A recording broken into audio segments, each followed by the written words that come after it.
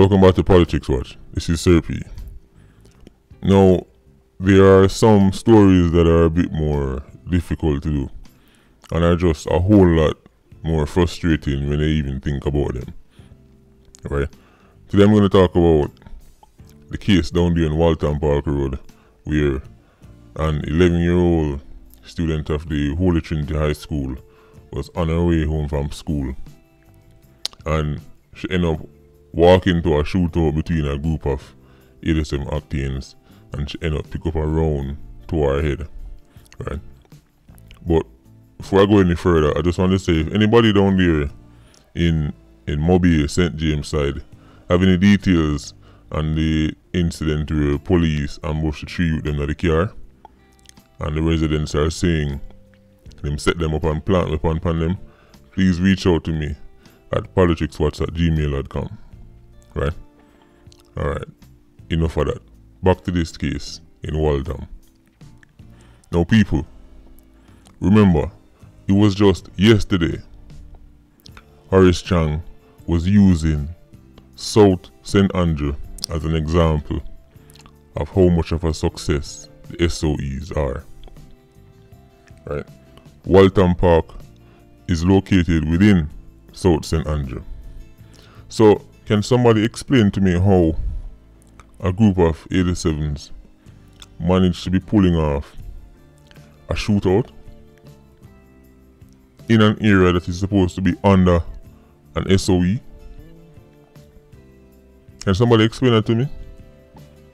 See, every day, for about 3 weeks now, almost every day we hear about a new case that shows that these SOEs are becoming obsolete because the 87s have figured out how to get around them.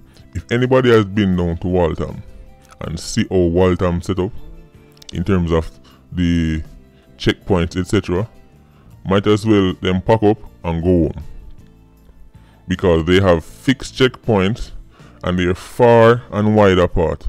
And anybody know Waltham long like the Eiffel Tower, right? There's no way those checkpoints can properly suppress anything down there, right? Because all they're really checking for is vehicles.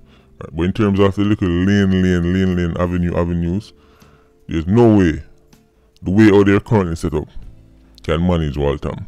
It's the first thing I noticed when I went down there. Right? And now we're hearing that this student, right, a little girl, a lot of people listen to me right now, most people listen to me right now, probably have children. Imagine you send your picnic to school,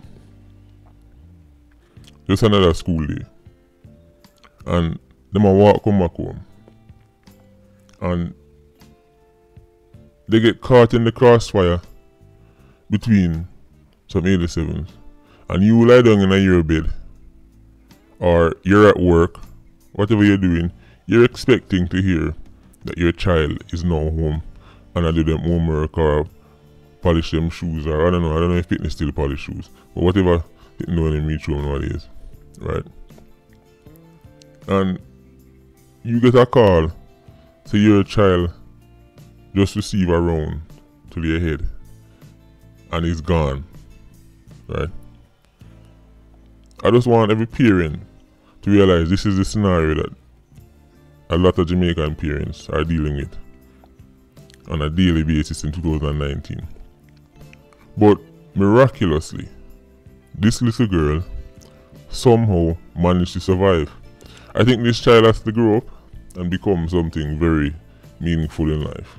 This 11-year-old from Holy Trinity, I think she's destined for greater things in life, because she received a round to her head, right? And when it first happened, everybody in the community, the first responders, believed she was gone, to the point where they told her mother she was gone, and even the mother was reporting to the news sites and different news agencies that yes, our daughter dropped out, right? So of course everybody start mourning as if the child is gone. But incredibly, when they reach the hospital, the little girl was still fighting. She survived. The doctor couldn't pronounce her because she was still alive. That child is a warrior. I think she's a huge future ahead of her. Right? Because just think about a stone to the head, a piece of board to the head can end somebody's life. And she survived around. Right? But just remember, what has happened there is these 87s have come out and make Horace Chang know him not have nothing under control. Because remember, as I said, it was just yesterday Horace Chang I bragged about South St. Andrew. Oh, murders dropped from 6 point something a week down to 1.21. Right? And now it's almost as if these criminals are saying, oh, you think you have things under control? Oh, you think you have the place locked down? Oh, you think South St. Andrew a year one? Okay, we're going to show you something. Watch this now. Shootout. And this is not even midnight. This is not like late in the deep in the hours of morning. This is evening time because the little girl are going from school. Right? This is after school hours.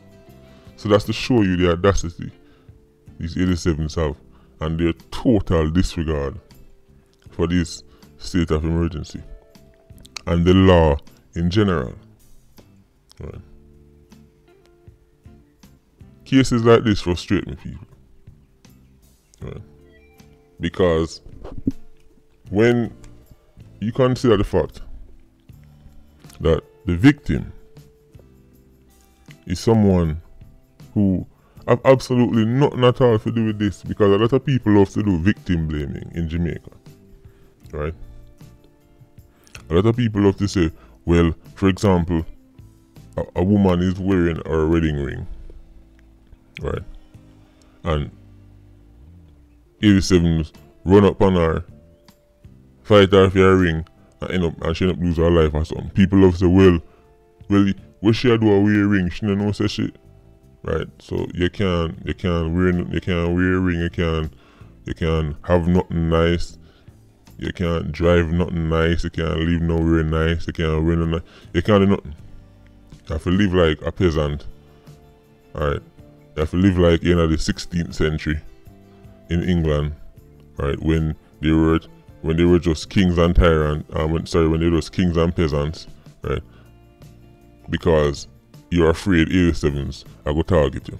Right? If something happened to you, a lot of people jump out. Well, shouldn't I wear that shoes there? Who tell her to go wear that shoes there? There's a lot of victim blaming. But in a case like this, what are they going to say about this little girl? Or she shouldn't have come from school? She should have fly a helicopter from school straight to her school, to her yard. She should have known, say, well, to my bad place, what am I going to say? There's nothing them can say. Right?